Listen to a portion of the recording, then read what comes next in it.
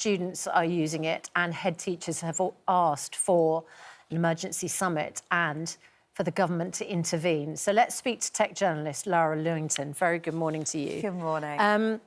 You know, it's all fun and games, isn't it? Until basically teachers realise that every single student in their class is just putting in the essay title into ChatGPT, and they're just getting 20 essays back, which all have been generated by a bot. Well, yes, and already this has kicked off a bit of an arms race, that there are plagiarism bots that are now looking for work that's been created by the AI. Some students are getting wise to that, and they're now using paraphrasing bots for what the AI has created so that it can't be identified. But there is a question here, really, moving forwards, as to whether this is actually cheating. Is taking a calculator into a maths exam cheating? Is this just the future, and does it actually level out the playing field for some people who aren't as good at writing as others? It is developed by a San Francisco-based artificial intelligence research laboratory, OpenAI, founded in 2015 by Tesla and Elon Musk. Yes. What a surprise that he's at the foundation of it. The trouble is, you say, of course, is this just a development? In which case, teachers, university lecturers also are going to have to adapt to it, aren't they? Of course. This emerged at the end of 2022 and came as a surprise to a lot of people, even a lot of people working in technology. We knew that we were heading in this direction, but for something so impressive to emerge was still quite surprising to a lot of people. And also the fact that it's open for us to all try. And that's, of course, what's been really novel here, is that a lot of this stuff was going on behind the scenes, but we were at the point where suddenly we can test it.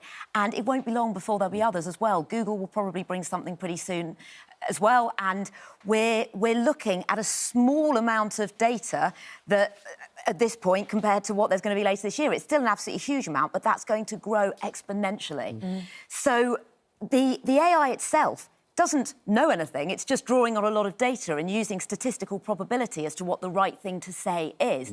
So it's not necessarily correct, because there will often be a difference between what a human and what a machine thinks is wrong. For example, the difference between going to Oxford or Cambridge to the person who went to one or the other is a huge difference, but to the AI, it would consider them similar things. Does this mean, though, that we're going to have to change the way in which we, as teachers, examine?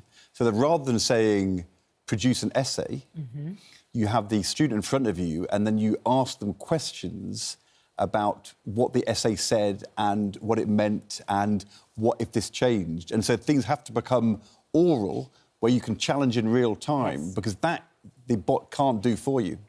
Quite probably. I'm not a teacher. I don't know anything about teaching. I'd be a terrible teacher. So, yes, probably, things need to be rethought. But this is what happens with technology in general. We need to rethink the way that we live and the way that we react to things. And this isn't going to go away. This is only going to get more data and get cleverer and become more of a part of our lives. It's interesting you say that, Ed, because you are a former Education Secretary. People, you know, like Gillian Keegan being asked to intervene on this. Education leaders say schools could be forced to overhaul homework by asking children to write essays during lessons and do research at home to prevent them from using the chatbot. Well, of course, historically, the way people were examined, if you were doing a PhD thesis to become a doctor, historically, you came to an oral examination where you had to defend your thesis. And, you know, in some ways, therefore, the technology takes us back to a previous era. And, you know, Nick Cave, it may be somebody can write a song in the style of Nick Cave, but only Nick Cave can stand on the stage and perform a Nick Cave song. I say that.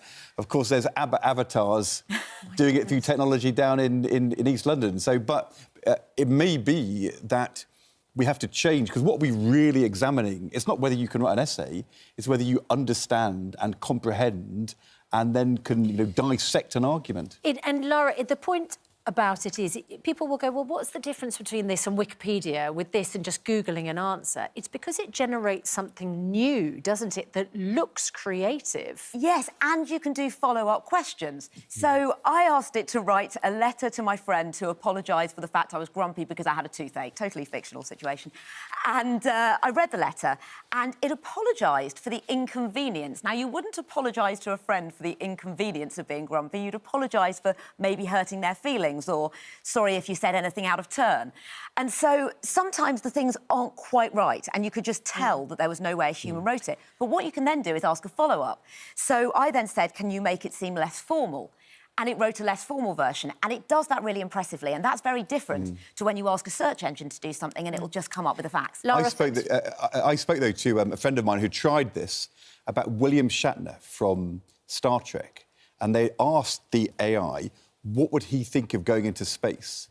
And the answer was, you know, the next frontier, how wonderful it would be. In fact, when William Shatner went into space, his reaction was he hated it. He was scared. He wanted to be on Earth with humans. All this can do is draw upon the past. What it can't do is create in the present or see the future. And that's another way we're going to have to change our creativity to not just rely upon the past, but to do things in a different way. Laura, thanks so much for bringing us up to speed. Pleasure. And do get in touch with us if you're particularly a teacher and you have a concern about that.